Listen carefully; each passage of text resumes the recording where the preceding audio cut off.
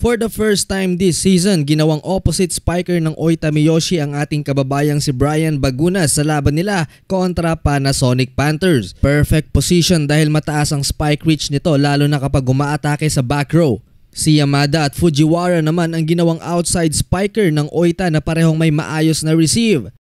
Napasa kamay ng Panasonic Panthers ang first set kung saan 4 na puntos ang naitala ni Brian habang si Tatsunori Otsuka naman ang nanguna sa Panthers.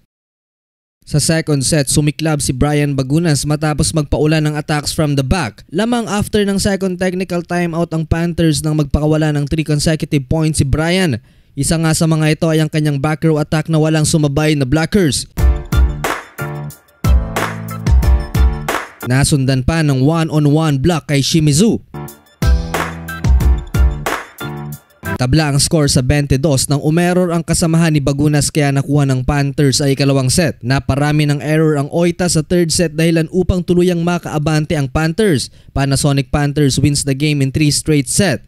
Gayunpaman magandang ipinakitang performance ni Brian Bagunas from the opposite side kung saan kumana ito ng 16 total points habang tumabo naman sa 53% ang kanyang attack efficiency.